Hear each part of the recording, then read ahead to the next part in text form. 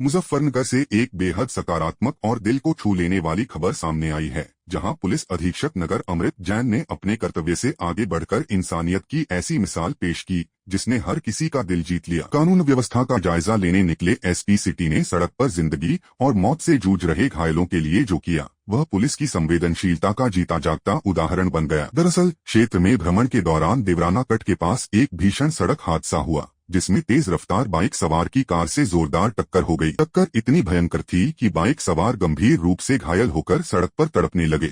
मौके पर अफरातफरी मच गई और लोग इकट्ठा तो हुए, लेकिन तत्काल मदद की जरूरत थी। इसी बीच वहां से गुजर रहे पुलिस अधीक्षक नगर अमृत जैन ने जैसे ही यह मंजर देखा, उन्होंने बिना एक पल गवाए अपनी गाड़ी रुकवाई और तुरंत घटनास्थल की ओर दौड़ पड़े। उन्होंने घायलों की स्थिति को गंभीरता से समझा, उन्हें ढांढस बंधाया और तत्काल मदद के निर्देश दिए। सबसे अहम बात यह रही कि उन्होंने किसी एम्बुलेंस का इंतजार करने के बजाय तुरंत अपनी स्कॉट गाड़ी को ही एम्बुलेंस बना दिया और घायलों को बिना देर किए बेगराजपुर मेडिकल कॉलेज भिजवाया। समय पर मिली इस मदद से घायलों को उपचार मिल सका, जो उनकी जिंदगी बचाने में बेहद अहम साबित हो सकता है। यह घटना सिर्फ एक राहत कार्य नहीं, बल्कि यह संदेश है कि जब जिम्मेदारी के साथ संवेदनशीलता जुड़ जाए तो वर्दी का सम्मान और भी बढ़ जाता है। एसपी सिटी का यह कदम बताता है कि पुलिस सिर्फ कानून का पालन कराने वाली नहीं, बल्कि जरूरत के समय आमजन की सबसे बड़ी सहारा भी है। ऐसे सराहनीय कार्य न केवल पुलिस की छवि को मजबूत करते हैं, बल्कि समाज में भरोसा भी कायम करते हैं कि संकट की घड़ी में पुलिस हर हाल में साथ खड़ी है।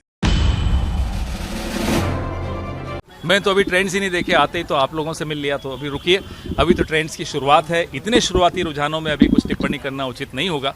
1-1.5 घंटे 2 घंटे में जब थोड़ी और स्थिति स्पष्ट होती है तब इस पर चर्चा करें, उचित रहेगा। 1-2 घंटे प्रतीक्षा कीजिए, थोड़ी स्थिति और स्पष्ट हो, फिर इस पर टिप्पणी करें, फिर चर्चा करें, उचित रहेगा। हर स्टेट के लिए अभी बहुत शुरुआती रुझान है। पोस्टल बैलेट्स के बाद शायद 1 राउंड हुआ होगा या 2 राउंड हुए होंगे, थोड़ा इंतजार कीजिए, फिर इस पर बात करते हैं। जहां हम लीड कर रहे हैं या जहां लीड नहीं कर रहे, सबके लिए स्थिति तो वही है कि ये शुरुआती रुझान है, थोड़ा इंतजार करना होगा। अभी किसी भी राज्य की बात करें, बहुत ही शुरुआती रुझान है, तो न मुंह मुरझाना चाहिए, न बहुत खिलखिलाना चाहिए, थोड़ी इंतजार करें और फिर जब स्थिति स्पष्ट हो फिर चर्चा करें। हमें पूरी उम्मीद है कि 5 राज्यों में कांग्रेस पार्टी और हमारे गठबंधन के साथी बहुत मजबूती से जीतेंगे, बहुत मजबूती से चुनाव लड़े। पूरी उम्मीद है कि उसका नतीजा आएगा। 5 राज्यों में अभी रुझान बहुत ही शुरुआती हैं, तो एक राज्य का पर चर्चा करना उचित नहीं होगा, क्योंकि अभी तो शुरुआत है।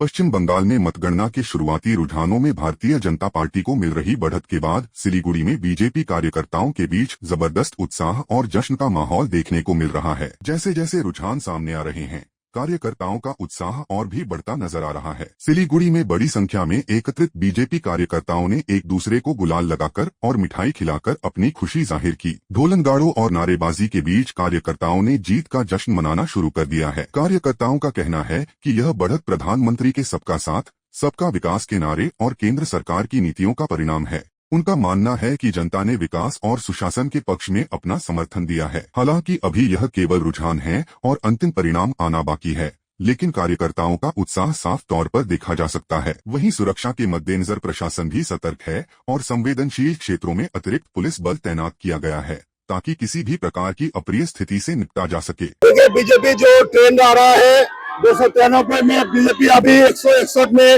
लीड कर रहा है। और आपको पता है भारतीय जनता पार्टी जो जिस पोल का ट्रेन आए थे उस ट्रेन का वजन में जा रहे हैं। जितना दड़ा बढ़ेगा भारतीय जनता पार्टी दूसरे का तक चला जाएगा।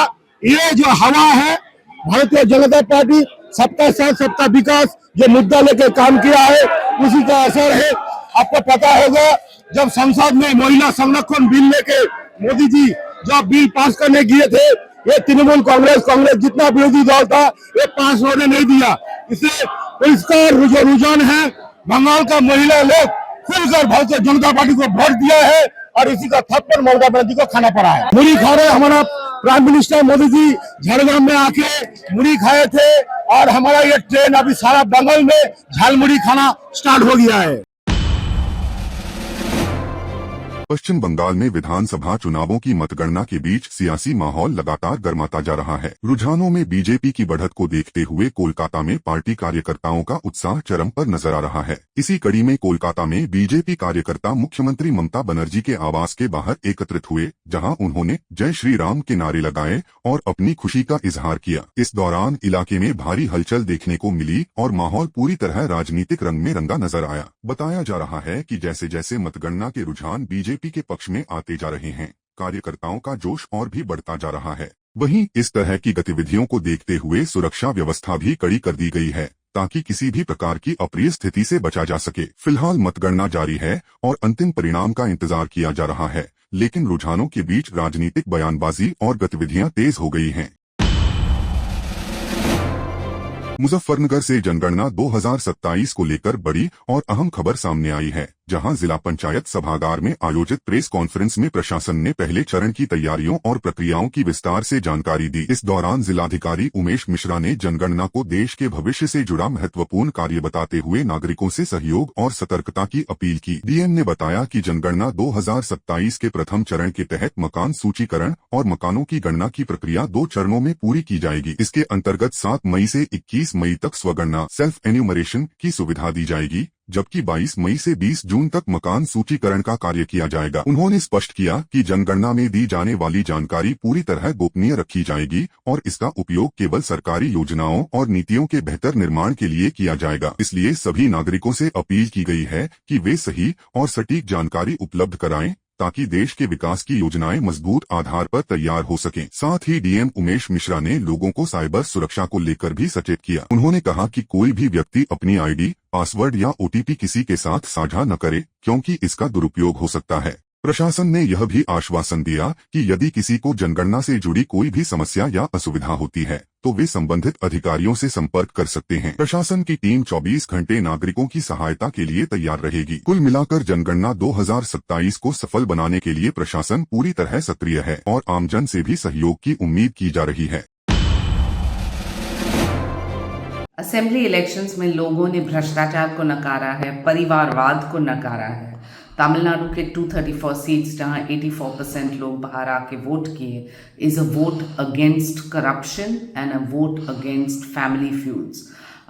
वेस्ट बंगाल में लॉलेसनेस जो दिखाई दिया, महिला जो सुरक्षा नहीं थी, घुसपैठ जो थे, वहाँ 294 सीट्स में 92 to 93% वोटिंग। केरला के 140 सीट पे 79% वोटिंग और आसाम के 126 सीट में 85% वोटिंग। आसाम में खैर एक नेतृत्वशील सरकार देखी है, वहाँ उनको एक ऐतिहासिक जीत मिलेगी, लेकिन अन्य प्रदेश में सोच समझ के लोगों ने ठान लिया है कि स्थिरता, नेतृत्व और प्रगति, इसी आधार पे वोटिंग होगा। सलमान खुर्शीद और कांग्रेस पार्टी ने ये स्वीकार किया है कि उनकी हार होने वाली है और आत्म परीक्षण, इंट्रोस्पेक्शन करने की आवश्यकता है। खैर, लाला लैंड में रह रहे हैं उनके शहंशाह राहुल गांधी जी, जिन्होंने अभी तक प्रतिक्रिया भी नहीं दी कि उनका परफॉर्मेंस इतना खराब क्यों है केरला, तमिलनाडु, पुडुचेरी, वेस्ट बंगाल और आसाम में। बारामती का जो चुनाव है वो ऐतिहासिक है, क्योंकि लोगों ने वोट किया है आदरणीय अजीत दादा पवार के काम के आधार पे, और सुनेत्रा वैनी ने 30 साल से जो काम किया लगातार ऑन ग्राउंड उनके प्रतिष्ठान के निमित्त एजुकेशन के फील्ड में। बहुत सारे लोग बोल रहे हैं कि एक सिंपैथी वोट है। मैं कहूँगी this is politics of performance. जो काम पवार ने किया है बारामती में, उसको नज़रअंदाज आप नहीं कर सकते हैं। पश्चिम बंगाल के दक्षिण दिनाजपुर जिले में मतगणना के बीच राजनीतिक माहौल काफी गरमाया हुआ है। केंद्रीय मंत्री सुकांता मजूमदार ने बड़ा दावा करते हुए कहा है कि राज्य में अब भगवा लहर शुरू हो चुकी है और बीजेपी राम राज्य की स्थापना की दिशा में तेजी से आगे बढ़ रही है। सुकांता मजूमदार के मुताबिक मतगणना के चौथे राउंड के बाद बीजेपी उम्मीदवार करीब 15,000 वोटों से टीएमसी के प्रत्याशी से आगे चल रहे हैं। उन्होंने कहा कि यह रुझान स्पष्ट संकेत दे रहा है कि जनता परिवर्तन चाहती है और बीजेपी को समर्थन दे रही है। उन्होंने आगे बताया कि दक्षिण दिनाजपुर जिले की 6 विधानसभा सीटों में से 5 सीटों पर बीजेपी बढ़त बनाए हुए है, जबकि केवल कुमारगंज सीट पर टीएमसी आगे चल रही है। हालांकि उन्होंने विश्वास जताया कि अंतिम परिणाम तक कुमारगंज सीट पर भी बीजेपी बढ़त बना लेगी। सुकांता मजूमदार ने कहा कि यह रुझान पश्चिम बंगाल की राजनीति में बड़े बदलाव की ओर इशारा कर रहे हैं और आने वाले समय में इसका व्यापक असर देखने को मिलेगा। फिलहाल सभी की नजरें अंतिम नतीजों पर टिकी हैं, जो यह तय करेंगे कि जनता ने किसे अपना जनादेश दिया है। देखिए, अभी शुरुआती है, 2 राउंड या 3 राउंड हुए हैं, पोस्टल बैलेट की भी गिनती हुई है, लेकिन ये शुरुआती ट्रेंड जो दिखा रही है वो स्पष्ट रूप से इस तरफ इंगित कर रही है कि भारतीय जनता पार्टी की सरकार बनने जा रही है, रामराज पश्चिम बंगाल में स्थापित होने जा रहा है। देखिए, अभी तक हमारे पास जो रुझान आ रहे हैं, इस जिले में साउथ दिनाजपुर जिले में 6 सीटों में से 5 में बीजेपी आगे है। थोड़ा काउंटिंग और भी जाने दे, कुमारगंज में हम पीछे हैं, उसमें भी हम आगे चले गए।